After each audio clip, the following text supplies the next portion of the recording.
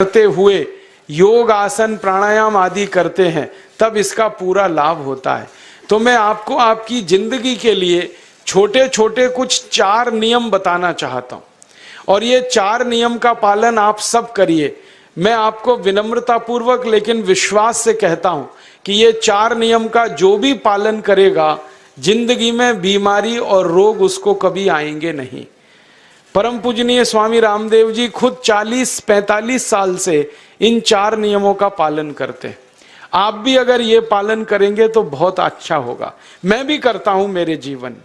मैं पिछले 15 वर्षों से योग प्राणायाम करता हूं, उसके साथ कुछ नियम मैंने बनाए हैं, वो नियम का पालन करता हूं और वही नियम आपको बताना चाहता हूं। स्वामी जी पालन करते हैं, मैं करता हूं, हमारे लाखों योग शिक्षक करते हैं और इन नियमों का पालन करने से हमको इतना लाभ हुआ है कि कभी बीमारी आती नहीं। 15 साल से मैंने हर बार मेरा बीपी चेक किया, नॉर्मल है, शुगर नॉर्मल है, ट्राइग्लिसराइड्स नॉर्मल है, कोलेस्ट्रॉल नॉर्मल है। पिछले 15 साल में कभी सर्दी जुकाम भी नहीं हुआ, गला भी नहीं बैठा, कभी हॉस्पिटल नहीं देखा, कभी डॉक्टर के पास नहीं गए, क्योंकि जरूरत नहीं पड़ी। और वो जरूरत नहीं पड़ी क्योंकि हम निरोगी हैं, स्वस्थ हैं। ये निरोगी और स्वस्थ होने के लिए आयुर्वेद की एक छोटी सी जानकारी आपसे मैं शेयर करना चाहता हूं। आयुर्वेद में ये कहा गया है कि किसी भी व्यक्ति को निरोगी होना है, रोग मुक्त होना है, तो अपने जीवन में 3 बातों का ध्यान रखे। अपना वात, पित्त और कफ तीनों का संतुलन रखे। वो 3 तरह के दोष हैं हमारे शरीर में, वात, पित्त, कफ। आपने सुना होगा ये त्रिदोष आधारित शरीर है। जब वात बहुत बिगड़ जाता है तो 80 से ज्यादा रोग आते हैं। जब पित्त बहुत बिगड़ जाता है तो लगभग 46 से 50 रोग आते हैं और जब कफ बिगड़ जाता है तो 28 रोग आते हैं और वात, पित्त, कफ तीनों बिगड़ जाएं तो 148 रोग आते हैं। सर्दी, खांसी, जुकाम से लेकर और कैंसर तक जो आखिरी रोग माना जाता है, ये सब वात, पित्त, कफ के बिगड़ने का खेल है। तो इस देश के आयुर्वेद चिकित्सा के सबसे महान लोगों में से कुछ नाम आप जानते हैं, जैसे चरक ऋषि, जैसे सुश्रुत ऋषि। ऐसे एक ऋषि हुए बाघभट्ट। बाघभट्ट ऋषि ने एक पुस्तक लिखी है, उसका नाम है अष्टांग हृदयम, और एक पुस्तक लिखी है उसका नाम है अष्टांग संग्रहम। इन दोनों पुस्तकों में उन्होंने 7000 नियम बताए हैं। उनमें से 4 बताता हूं, अच्छे लगे तो आज से ही पालन करो और दूसरों को भी बताओ ताकि कोई भी इन नियमों का पालन करे तो बीमार ही ना पड़े। ये चारों नियम हैं वात, पित्त और कफ को संतुलित रखने के लिए। अब वात, पित्त, कफ तीनों एक साथ आपके संतुलित रहें तो उसके लिए पहला नियम है खाना खाने के तुरंत बाद पानी नहीं पीना। ये पहला नियम है।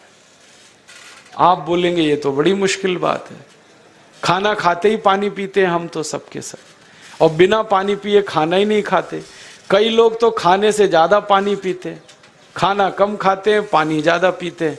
ये खाना खाने के बाद पानी कभी भी नहीं पीना, क्योंकि महर्षि बाघभट्ट कहते हैं भोजनांते विषम वारी, माने भोजन के अंत में पानी पियो तो जहर के पीने के जैसा है। इसलिए वो कहते हैं कभी भी खाने के तुरंत बाद पानी मत पियो। अब आप मुझे पूछोगे क्यों नहीं पिए, कारण बता दो। कारण मैं बताना चाहता हूं सरल भाषा में।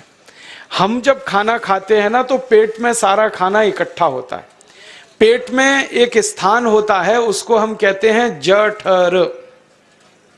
संस्कृत में, हिंदी में जठर कहते हैं, अंग्रेजी में उसको एपिगैस्ट्रियम कहते हैं, हिंदी में कुछ लोग उसको आमाशय भी कहते हैं। ये जठर छोटा सा स्थान है। आपके पेट में नाभि है ना, उसके लेफ्ट साइड में बाईं तरफ छोटा सा स्थान है। सारा खाना आपका इसी स्थान पर आता है। जो भी आप खाते हो, रोटी, चावल, दाल, सब्जी, दूध, दही, कुछ भी खाओ, सब कुछ जठर में आता है।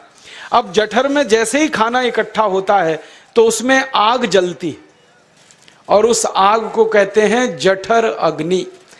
मिला के बोल देते हैं जठराग्नि। आप जैसे ही खाना खाते हो पेट में, जठर में अग्नि जलती है, वो अग्नि खाने को पचाती है और अग्नि खाने को ऐसे ही पचाती है जैसे रसोई घर की अग्नि खाने को पकाती है। आपके रसोई घर में आप अग्नि जलाओ, उसके ऊपर दूध रख दो, दूध में थोड़ा चावल डाल दो, अग्नि जब तक जलती रहेगी खीर तब तक बनती रहेगी। आप घर में अग्नि जलाओ, उसके ऊपर पानी रख दो, उसमें दाल डाल दो, दाल की पकने की क्रिया तब तक चलेगी जब तक अग्नि जलेगी।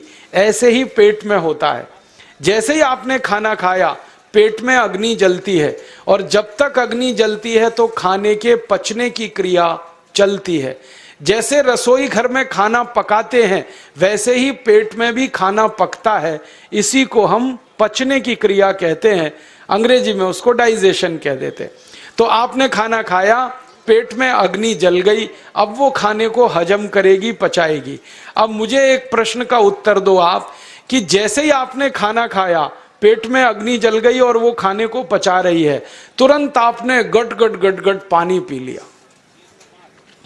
और खूब ठंडा पानी पी लिया, बर्फ मिलाया हुआ पानी पी लिया, फ्रिज का पानी पी लिया। क्या होने वाला है? अग्नि जलेगी कि बुझेगी? अग्नि के ऊपर पानी डालो तो अग्नि और पानी की दोस्ती नहीं है, दुश्मनी है। पानी अग्नि को बुझा देता है। तो आपने खाना खाया, अग्नि जली, पीछे से गटगट पानी पी लिया, अब अग्नि शांत हो गई, अब खाना पचेगा नहीं, तो वो पेट में पड़ा पड़ा सड़ेगा, और सड़ा हुआ खाना 100 से ज्यादा विष पैदा करेगा, और वो 100 विष आपकी जिंदगी को नरक बना देंगे और जिंदगी भर आप बीमार पड़े रहेंगे। आपको मालूम है, कई लोग कहते हैं मुझे पेट में बहुत गैस बनती है। ये गैस उन्हीं को बनती है जिनका खाना हजम नहीं होता। कोई लोग कहते हैं कि मुझे पेट में जलन होती है, ये जलन उन्हीं को होती है जिनका खाना पचता नहीं। कोई कहते हैं कि मेरे पेट में एकदम गुम हो जाता है, फूल जाता है, ये सब वो लक्षण हैं जब खाना पचता नहीं। तो खाना पचेगा नहीं तो सड़ेगा, सड़ेगा तो विष पैदा करेगा, और वो विष आपको बीमार करेंगे। इसलिए महर्षि भागवत ने कहा, खाना खाते ही पानी मत पियो। समझ में आया? फिर आप बोलोगे कितनी देर तक नहीं पिए? कम से कम 1 घंटे तक। 1 घंटे बाद पानी पियो। आप बोलोगे जी 1 घंटा क्यों? ये जो अग्नि जलने की क्रिया है ये लगभग 1 घंटे तक ही चलती है पेट में, उसके बाद अग्नि अपने आप शांत हो जाती है, उसके बाद पानी पी लो। तो खाना अगर 10 बजे खाया तो 11 बजे पानी पियो, 11 बजे खाया तो 12 बजे पियो, 12 बजे खाया तो 1 बजे पियो, 1 घंटे बाद पानी पियो। अब आपके मन में यह सवाल आ सकता है कि खाना खाने के पहले पी लें क्या? हाँ पी लो, 40 मिनट पहले पेट भर के पानी पी लो। 10 बजे खाना खाना है, 9:20 पे खूब पानी पी लो, जितना पी सकते हो। 11 बजे खाना खाना है, 10:20 पे पी लो, खूब पानी पी लो, 40 मिनट पहले। आप और एक सवाल पूछ सकते हो कि अच्छा ठीक है, खाने के बाद पानी तो नहीं पिएंगे, कुछ और पी सकते हैं क्या पानी को छोड़कर? तो उसके लिए भागवत जी कहते हैं कि खाने के तुरंत बाद अगर पीना है तो दही की लस्सी पियो, मट्ठा। खाने के बाद अगर तुरंत पीना है तो फलों का रस पियो, गन्ने का रस पी लो, संतरे का रस पी लो, मौसमी का रस पी लो, अनार का रस पी लो। अब आप कहोगे ये सब महंगी महंगी चीजें बता रहे हैं, गन्ने का रस, संतरे का रस, अनार का रस, पैसे तो है नहीं। तो सबसे सस्ता रस है नींबू का ही रस पी लो, शिकंजी बना के पी लो, वो तो सबसे सस्ता है। तो खाना खाने के बाद या तो दही की लस्सी पियो या रस पियो। और एक तीसरी चीज है, दूध पी सकते। तो खाने के तुरंत बाद पीना है तो दही की लस्सी या मट्ठा, खाने के तुरंत बाद पीना है तो कोई फल का रस, खाने के तुरंत बाद पीना है तो दूध। पानी 1 घंटे बाद पियो। और अगर एक बात ध्यान रखो तो अच्छा है कि सवेरे खाना खाते हैं जिसको हम ब्रेकफास्ट कहते हैं, नाश्ता, तो फलों का रस पीना अच्छा, दोपहर को खाना खाएं तो लस्सी और मट्ठा पीना अच्छा, और रात का खाना खाएं तो दूध पीना अच्छा। जो लोग इस नियम का पालन कर सकते हैं जिंदगी में कभी भी 80 रोग उनको नहीं हो सकते। वात पित्त कफ तीनों ही इस एक छोटे से नियम से संतुलित रहते हैं। तो ये पहला नियम मैंने आपसे कहा। दूसरा नियम एक और है, और वो नियम ये है कि पानी कभी भी पियो, घूट घूट भर के पियो। जैसे गरम चाय पीते हैं, गरम कॉफी पीते हैं, गरम दूध पीते हैं, एक एक घूट भर के, एक एक सिप करके, ऐसे ही पानी पीने की आदत डालो। ये मुंह में एक बार गिलास लगा लिया, गटागट उसको खाली कर दिया, ये तरीका गड़बड़ है। एक घूट पानी, 2 घूट पानी एक बार में उतना ही पियो। आप बोलोगे ये क्या चक्कर है? बात ऐसी है कि एक एक घूट पानी जब हम पीते हैं तो मुंह की लार पानी के साथ मिलकर पेट में अंदर जाती है, और ये जो मुंह की लार होती है ये क्षारीय होती है, और पेट में हमेशा अम्ल बनता रहता है। तो एक घूट पानी पिया, मुंह की लार इसके साथ अंदर गई, 2 घूट पिया और ज्यादा गई, बार बार लार अंदर जाएगी तो क्षार पदार्थ पेट के अम्ल के साथ मिलेगा। पेट में अम्ल बनता है, मुंह में लार क्षारीय होती है। तो ये क्षार को अम्ल में मिला दिया जाए और ये अच्छे तरीके से मिलकर पेट में जाए तो कभी भी कोई व्यक्ति के पेट को अम्लता नहीं होती, एसिडिटी नहीं होती। और पेट में अम्लता नहीं होती तो रक्त में अम्लता नहीं होती, और जिनके रक्त में अम्लता नहीं होती उनकी जिंदगी में कभी भी वात पित्त कफ के असंतुलन की स्थिति पैदा नहीं होती। इसलिए पानी घूट घूट करके पीना। मैं आपको एक छोटा सा मेरा ऑब्जर्वेशन बताता हूं, परीक्षण। आप भारत देश में या दुनिया में कहीं भी जाओ, मनुष्य को छोड़कर पशु पक्षियों को देखना शुरू करो, वो पानी कैसे पीते।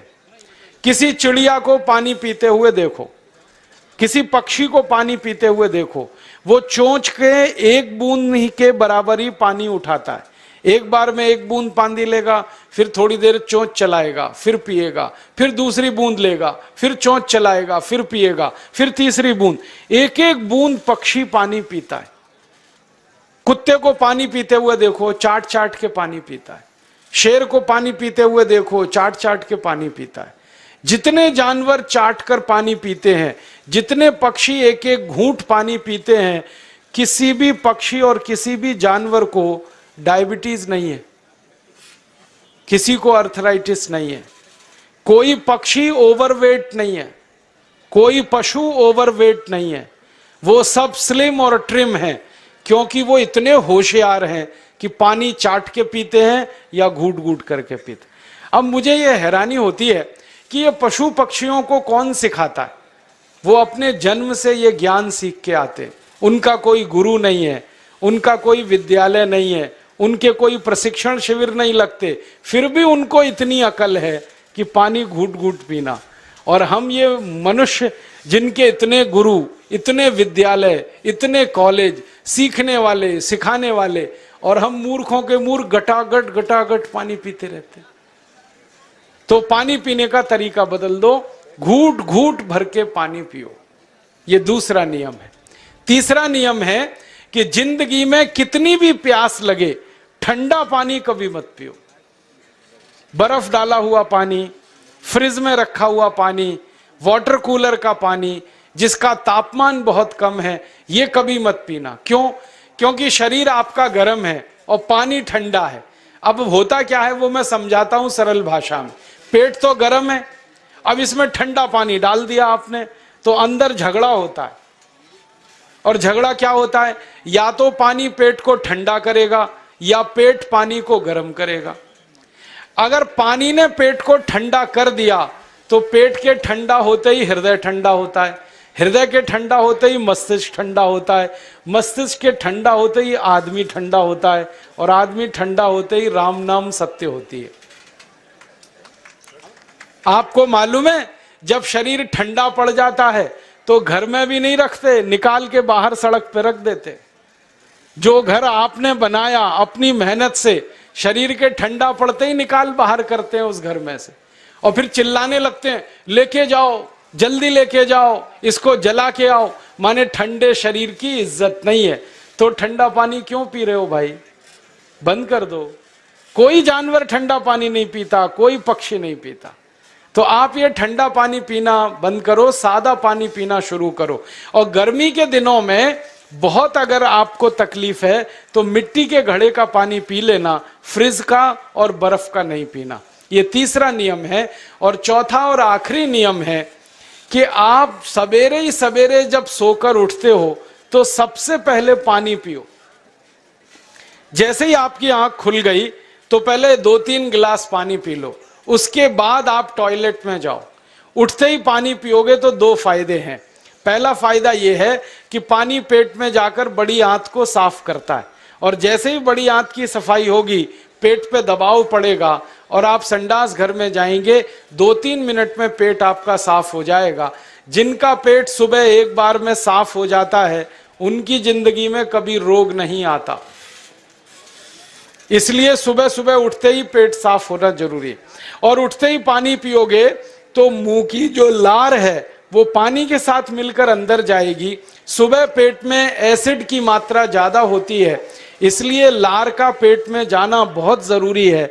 इसलिए सुबह उठते ही पानी पीना बहुत जरूरी है। ये 4 नियम हैं आयुर्वेद के। पहला नियम, खाना खाने के 1 घंटे बाद पानी पीना। दूसरा नियम, पानी को हमेशा घूट घूट भर के पीना। तीसरा नियम, कभी भी जिंदगी में ठंडा पानी नहीं पीना। और चौथा और आखिरी नियम, सवेरे उठते ही सबसे पहले पानी पीना। 4 नियमों का पालन जो भी अपने जीवन में कर सकता है वो वात पित्त कफ तीनों को संतुलित रख सकता है। और जिसका वात पित्त कफ संतुलित है उसके जीवन में बीमारी नहीं आती है। और जो बीमार नहीं पड़ते हैं वो स्वस्थ और तंदुरुस्त और सुखी रहते हैं। उनकी जिंदगी का खर्चा कम होता है और देश का भी बहुत सारा पैसा बचता है। आपको शायद मालूम है या नहीं, 1 साल में हम जब बीमार पड़ जाते हैं भारतवासी तो साल का करीब 6 लाख करोड़ रुपया हमारा खर्च हो जाता है उन बीमारियों का इलाज करने में। इसलिए इतना पैसा फालतू में हम खर्च करें हर साल 6 लाख करोड़, ये बहुत बड़ी रकम है। इससे बेहतर ये है कि हम बीमार ही नहीं पड़ें और स्वस्थ रहें, सुखी रहें। और ये 6 लाख करोड़ का जो खर्चा हम करते हैं बीमार पड़ने पर, अक्सर ये एलोपैथी की दवाएं खाने में खर्च होता है।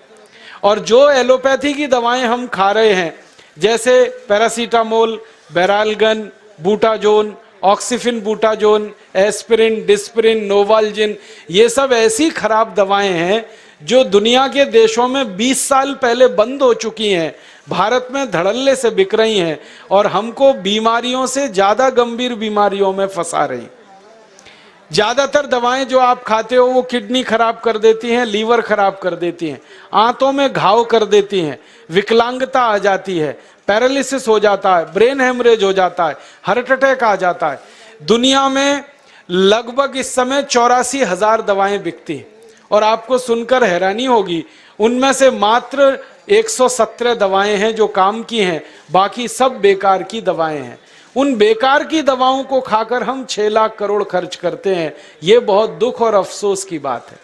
और ये 6 लाख करोड़ का खर्चा समाज के वो लोग करते हैं जिनको जिंदगी में हर समय अपना आर्थिक स्थिति को देख के चलना पड़ता है, जिनकी आमदनी बहुत नहीं है, जिनके घर में आमदनी के बहुत ज्यादा साधन नहीं है, उनको ये पैसा खर्च करना पड़ता है। तो कई बार क्या होता है, किसी का घर बिक जाता है, किसी का खेत बिक जाता है, किसी के घर के गहने गिरवी रख जाते हैं, किसी को कर्ज लेना पड़ जाता है, किसी को कर्ज लेकर दोबारा कर्ज लेना पड़ जाता है।